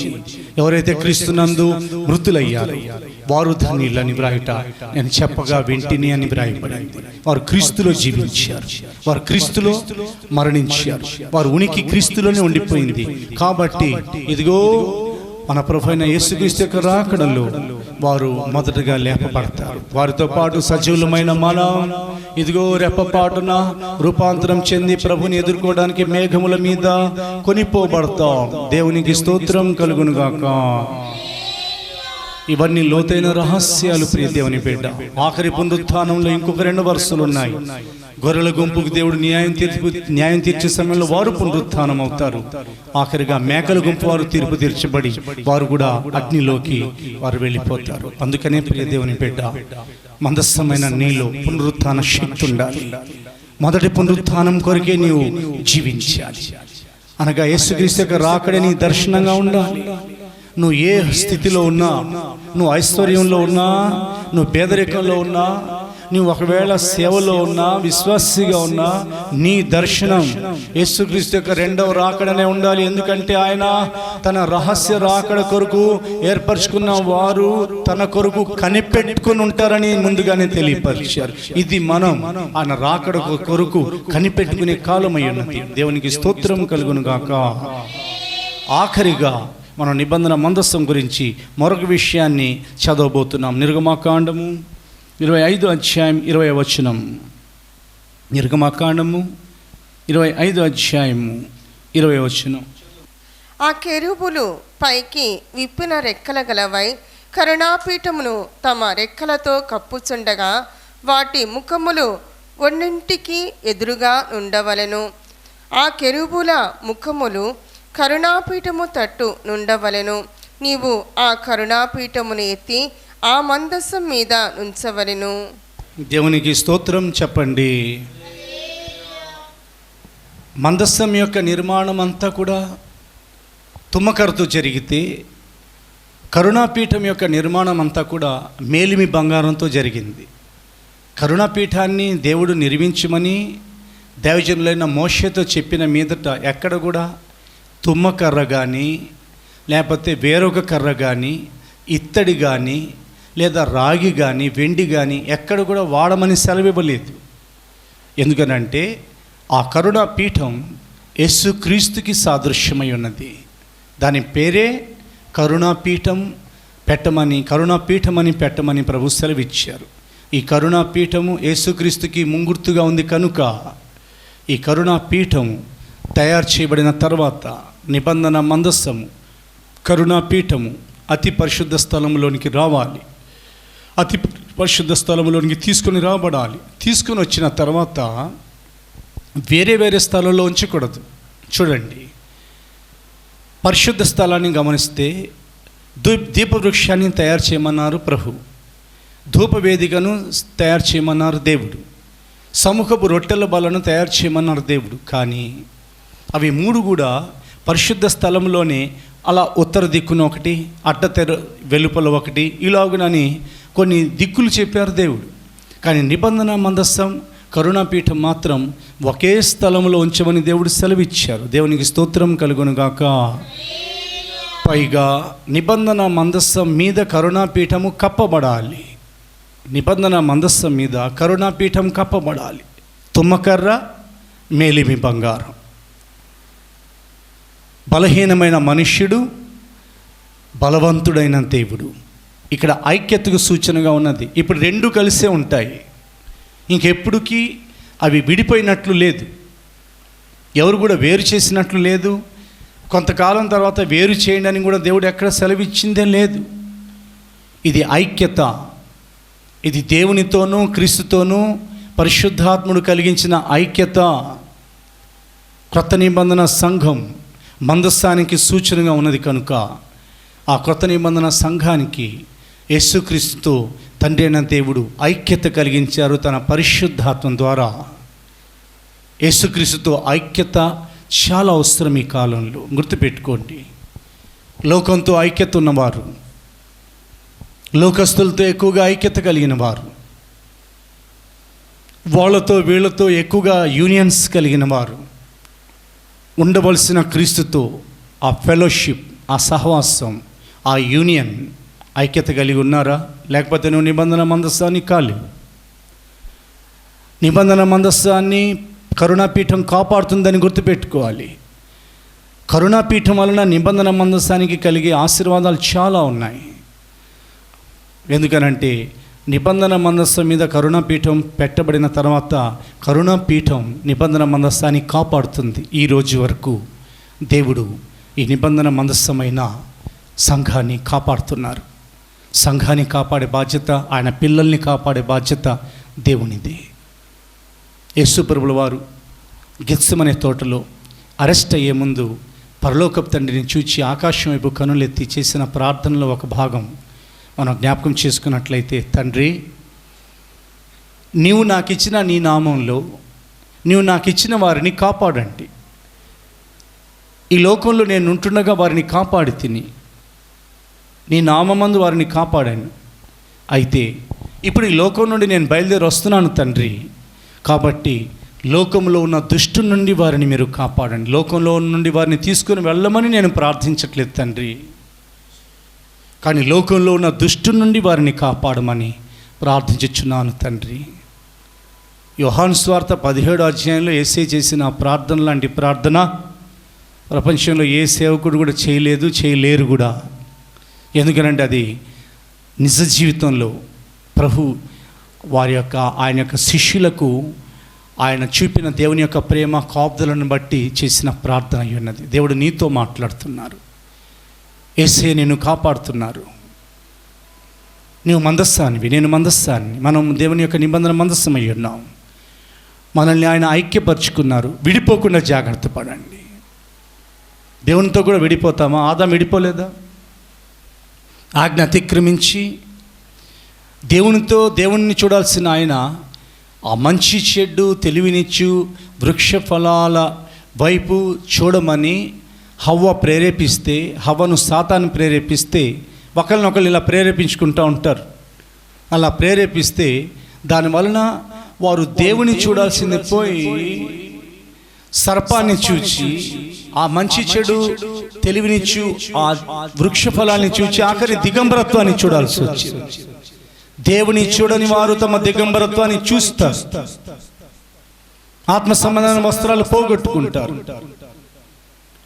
లోకంలో ఉన్న భయంకరమైన పరిస్థితుల్ని నువ్వు చాలా జాగ్రత్తగా, ఇదే యూట్యూబ్లో దేవుని యొక్క వాక్యం ప్రకటించబడుతుంది, ఆరాధనలు వస్తున్నాయి, చాలా సంతోషం. దైవజనులు ఎంతోమంది వాక్యాన్ని ప్రకటిస్తున్నారు, ఆరాధిస్తున్నారు, సాక్ష్యాలు పంచుకుంటున్నారు. అదే యూట్యూబ్లో చూడకూడవిని కూడా వస్తున్నాయి. ప్రియ దేవుని బిడ్డ, యోబు చేసినట్లుగా నీ కన్నులతో నిబంధన చేసుకుంటావా? ప్రియ దేవుని బిడ్డ, దేవుడు నీతో మాట్లాడుతున్నారు ఈ రాత్రి బైబిల్ స్టడీలో. ఆయనతో ఉన్న ఐక్యతను కాపాడుకోవాలి. యేసుక్రీస్తుతో ఐక్యపరిచేది మొదటి అనుభవం పరిశుద్ధాత్మ నింపుదల, ఎఫెసీ పత్రిక 4:1 ప్రకారంగా. రెండో అనుభవం, ఇదిగో ఆయన శరీరం తిని ఆయన రక్తం పానం చీట, బలారాధనలో మోస్ట్ హోలీ కమ్యూనియన్ సర్వీస్లో సంస్కార భోజనంలో పాలు పొందుట. ఇలాగున ఇంకా అనేక అనుభవాలు ఉన్నాయి. 2 మాత్రమే మనం తీసుకుంటున్నాం. ఎఫెసీ పత్రిక 4వ అధ్యాయం 1వ వచనం చదవండి.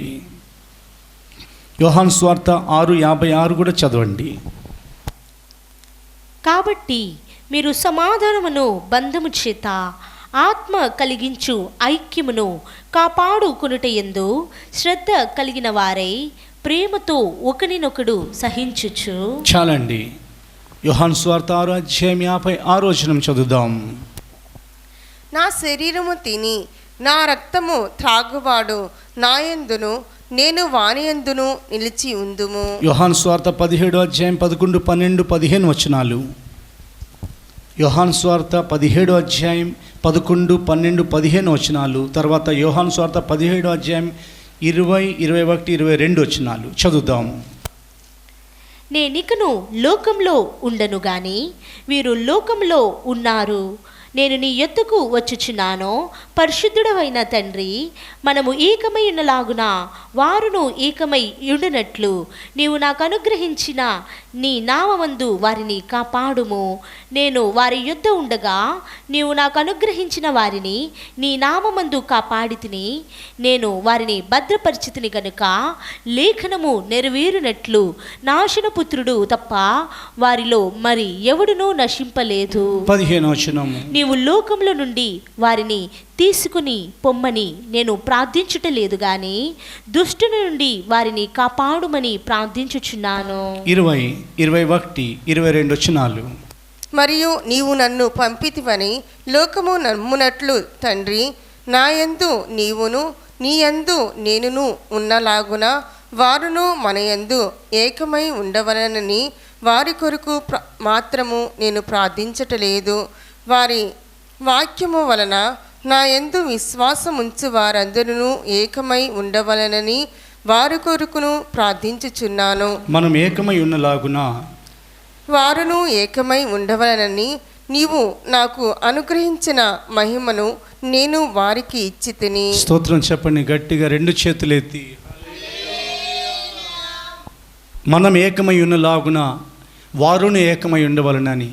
వీరు మాత్రమే కాదు తండ్రి, వీరి వాక్యం విని విశ్వాసం ఉంచి వారందరూ, నిన్ను నమ్మేవారందరూ ఏకమై ఉండాలి తండ్రి. గుర్తుపెట్టుకోండి, దేవుడు ఎప్పుడు కూడా కోరుకునేది ఆయన ప్రజలు ఆయనతో కలిసి ఉండాలి.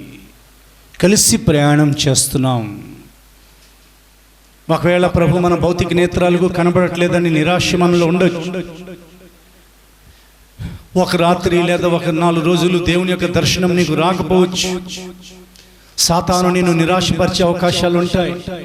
ఇదిగో దేవుడు నిన్ను వదిలేశాడు, నువ్వు ప్రార్థన చేస్తే వ్యర్థమేక, నువ్వు ఆరాధన చేసినా ఏం ప్రయోజనం, నువ్వు ఇంత పరిచర్య చేసినా ఏం ప్రయోజనం, దేవుడు నీకేమైనా కనపడ్డా, ఏదైనా మాట్లాడా అని ఏదైనా కానీ సాతాను నీ మీద అగ్ని బాణములు వేసేటప్పుడు విశ్వాసమనే డాలు పట్టుకొని, ప్రియ దేవుని బిడ్డ, నా భౌతిక నేత్రాలకు ప్రభు కనబడకపోయినా కలలో స్వప్నంలో దేవుని యొక్క దర్శనములు స్వప్నాలు నాకు రాకపోయినా నా మనస్సు ఆయన తెరిచారు, నా మనోనేత్రాలు ఆయన వెలిగించారు కనుక ఎల్లప్పుడూ నా ప్రభువుని నేను కన్నులారా చూస్తూనే ఉన్నాను అని నువ్వు సాతానుతో చెప్పగలవా?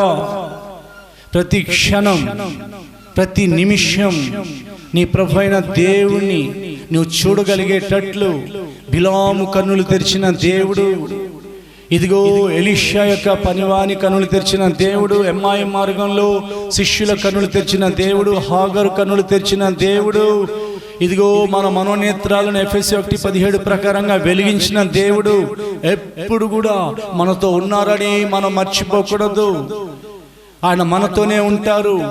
ఆయన ముందుగానే మాట ఇచ్చారు, నేను మిమ్మల్ని విడిచి అనాథలుగా విడిచిపెట్టి వెళ్ళను, ఇదిగో నేను వేరొక ఆదరణకర్తను అనగా తండ్రి నా నామమున పంపబోతున్న ఆదరణకర్తను అనగా పరిశుద్ధాత్మను సత్యస్వరూపైన వారిని మీ యొద్దకు పంపుదును, ఆయన మీతో ఉండును, మీలో ఉండును. దేవునికి స్తోత్రం కలుగును గాక.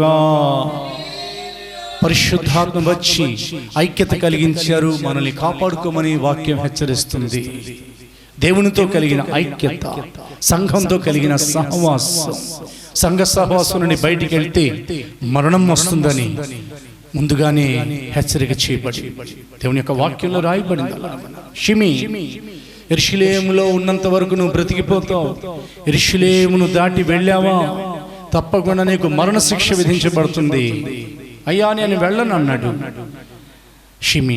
ఆ తర్వాత ఏదో పని మీద వెళ్ళాడు. ఆ విషయం రాజుగారికి తెలియపరచబడిన సొలొమోనుకి షిమికి మరణ శిక్ష విధించబడింది. జ్ఞాపకం చేసుకో.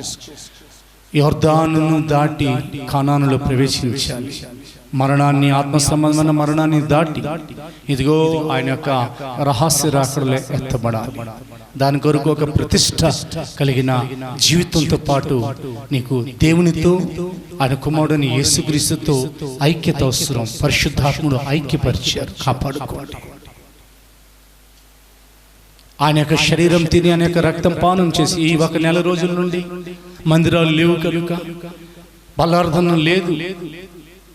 బలార్ధన ఇచ్చే రోజుల్లో మందిరానికి వచ్చి భయభక్తులతో బలార్ధన తీసుకున్న వారు అనేక మంది ఉన్నారు. బలార్ధన ఇస్తున్నా కానీ ప్రభు శరీరం, ప్రభు రక్తం తీసుకోకుండా లేచి వెళ్ళిపోయిన వారు అనేక మంది ఉన్నారు. ఈరోజు దేవుని సన్నిధిలో తీర్మానం చేసుకో. ఇదిగో ఇక మీదట నేను మహాపరిశుద్ధ బలారాధనలో, మోస్ట్ హోలీ కమ్యూనియన్ సర్వీస్లో, ఆ సంస్కార భోజనంలో నేను పాలు పొందుతాను. పరిశుద్ధాత్మ వలన ఐక్యత కలిగింది. బలార్ధన వలన ఐక్యత కలిగింది. యేసుక్రీస్తు యొక్క ప్రార్థన వలన, మహిమ వలన ఐక్యత కలిగింది. తండ్రి, మనం ఎలా ఏకమై ఉన్నామో, తండ్రి మనం ఎలాగైనా ఏకమై ఉన్నామో, వారును ఏకమై ఉండునట్లుగా నీవు నాకు ఇచ్చిన మహిమను నేను వారికి ఇచ్చి తిని. డబ్బులు ఇచ్చి వెళ్ళలా.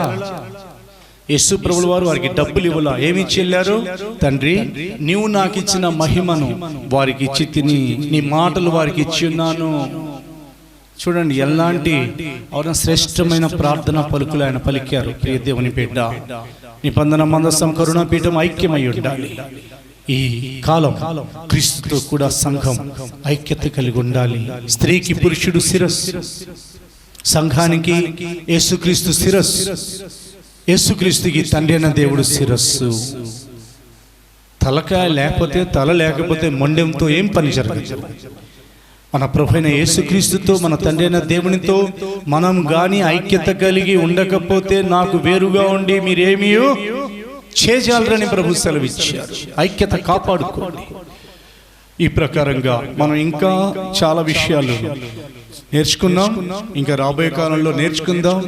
ఈ నిబంధన మందస్సంలో ఉన్న దేవుని యొక్క ప్రభావం, ఇది దేవుని యొక్క నిబంధన మందస్సంకి వచ్చిన ప్రకటన అయిపోయింది. ఇంచుమించుగా ముగిస్తున్నాం. దేవుని యొక్క నిబంధన మందస్సం తయారు చేయమని సెలవిచ్చింది దేవుడి. దాన్ని నిర్మించమని సెలవిచ్చి, నిర్మించాల్సిన విధానం, ఆ కర్ర, దాంట్లో ఉంచాల్సిన వస్తువులు, దాని మీద తాపాల్సిన పొదిగింపబడాల్సిన ఆ బంగారు బ్రేకు, అన్ని విషయాలు దేవుడు తెలియపరిచారు. ఆ దినమున నిబంధన మందసం ఏ ప్రకారంగా శక్తివంతమైన నిబంధన మందసంగా వాడబడిందో, ఓ యెహోవా, బలసూచకమైన నీ మందస్సంతో లెమ్ము, నీ శత్రువులు చెదిరిపోదురుగాక అని మోషే ప్రార్థన చేశారు. ఆ ప్రకారంగా దేవుని యొక్క నిబంధన మందస్సంలో ఆ దినమున విస్తారమైన ప్రభావం ఉండింది. అది అతి పరిశుద్ధ స్థలంలో ఉండేది. అక్కడ నుండి దేవుడు మాట్లాడుతూ వచ్చారు. అదే ప్రకారంగా కొత్త నిబంధన సంఘంలో విస్తారమైన శక్తి సామర్థ్యాలు ఉన్నాయి. ప్రియ దేవుని బిడ్డ, నీవే నిబంధన మందస్సం, నీలో దేవుడు నివాసం చేయుచున్నారు. ఐక్యత కాపాడుకోండి. నిబంధన మందస్సం వహించిన యాజకులు యోర్దాన్లో కాలు పెట్టంగానే యోర్దాన్ ఏ ప్రకారంగా పాయలు అయిపోయిందో, ప్రభు యొక్క రాకడకు ముందు ఈ మరణాన్ని పాయలు చేస్తూ నిబంధన మందస్సమై క్రీస్తు అనే కరుణాపీఠంతో ఐక్యత కలిగి ఆయన రహస్య రాకడ కొరకు మనం సిద్ధపడదాం. దేవుడు అట్టి రహస్య రాకడ కొరకు మనందరినీ సిద్ధపరిచి ఆయన రాకడలో ఆయన ఎదుట మనల్ని ప్రత్యక్షపరచుదురుగాక. ఆమేన్. తలలోంచుదాం, కనులు మూసుకుందాం, ప్రార్థన చేసుకుందాం. పరలోకపు తండ్రి, మీకు స్తోత్రాలు రాజా. ప్రభా, లోకమైన అరణ్యములో మేము ఉండి ఉండగా మమ్మల్ని నూతన యెరూషలేము కొరకు, సియోను కొరకు నా తండ్రి అయా పిలిచారు తండ్రి. మీకు స్తోత్రాలు రాజా. మాలో నుండి అయా మీరు మాట్లాడువారే ఉన్నారు గనక మిమ్మల్ని ప్రకటించగలిగే కృప మాకు దయచేయండి. మాలో మీ ప్రేమ నిండి ఉండగలిగే కృప దయచేయండి. అయా, మా హృదయములలో పరలోకపు మన్నా పాత్ర వలె మలిచారు ప్రభు. అయా, వాక్య సమృద్ధిని దయచేయండి. నిత్యము ఈ పునరుత్థానపు శక్తితో మమ్మల్ని నింపండి తండ్రి. మీకు స్తోత్రాలు తండ్రి. కరుణాపీఠమైన యేసయ్యా, మీ మందస్సమై ఉన్న మమ్మల్ని పరిశుద్ధాత్మ మీతో ఐక్యపరిచారు గనుక ఈ ఐక్యత రాకడ వరకు కాపాడుకొనగలిగిన కృప దయచేయండి తండ్రి. మీకు స్తోత్రాలు రాజా. అయా ప్రభా, మీ మహిమను మాకు అనుగ్రహించారు తండ్రి. మా బిడ్డలకు కూడా మీ మహిమ దయచేయమని అడుగునొచ్చిన తండ్రి. మీకు స్తోత్రాలు రాజా. మీ రహస్య రాకున్నా తండ్రి అయా మా బిడ్డలు మేమును ఉండగలన గొప్ప ధన్యత భాగ్యము దయచేయమని నజరేయుడైన యేసుక్రీస్తు నామమున ప్రార్థిస్తున్నాం తండ్రి. ఆమేన్, ఆమేన్, ఆమేన్. తలలుంచుదాం, కనులు మూసుకుందాం. మన ప్రభువైన యేసుక్రీస్తు కృపయు, తండ్రి అయిన దేవుని ప్రేమయు, పరిశుద్ధాత్మ సహవాసమును ఆయన రాకడ వరకు సదాకాలం మనందరికీ తోడయుండునుగాక. ఆమేన్. హల్లెలూయా. ఇంతటితో ఈ వేద పఠనం దేవుని నిబంధన మందసంలో ఉన్న ప్రభావం అను అంశం మీద 2 వారాలుగా ప్రకటించబడిన ఈ ఉన్నతమైన ఉపదేశం ప్రభునందు సంపూర్ణం చేయబడుతుంది. దాంతోపాటు ఒక ప్రకటన 1వ తారీఖు మే నెల మొదటి దినం సాయంత్రం 7 గంటలకి మరి రాత్రికాల ప్రార్థన. ఎందుకనంటే మా హౌస్ ఆఫ్ పెంతెకోస్త్ జీసస్ టవర్ పరిచర్యల నుండి 2012వ సంవత్సరంలో దేవుని ఎదుట మేము అడిగి ప్రార్థన చేసి పొందుకున్నాం. రాత్రికాల ప్రార్థన ప్రారంభించమని ప్రభువే సెలవిచ్చారు. ఆ ప్రకారంగా 2012వ సంవత్సరంలో మరలా మా గురువుగారు దేవరాజయ్య గారి కాలంలో ఈ రాత్రికాల ప్రార్థన ప్రారంభించబడింది. ఆ ప్రకారంగా ఆ తర్వాత మళ్ళీ 2012వ సంవత్సరంలో ఇది మరలా పునఃప్రారంభించబడింది. కాబట్టి రాత్రికాల ప్రార్థనకు సంబంధించిన మరి ఆరాధన, వాక్య పరిచర్య ఇవి కూడా మే నెల 1వ తారీఖు సాయంత్రం 7 గంటలకి మీరు చూడాలని ప్రభు పేరిట మీకు తెలియపరుస్తున్నాను. ప్రభు మీ అందరిని కూడా ఆశీర్వదించి కాపాడుదురుగాక.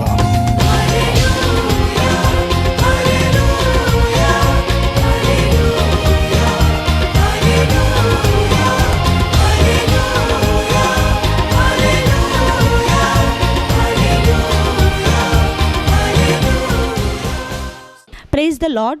Please subscribe to House of Pentecost and share the videos.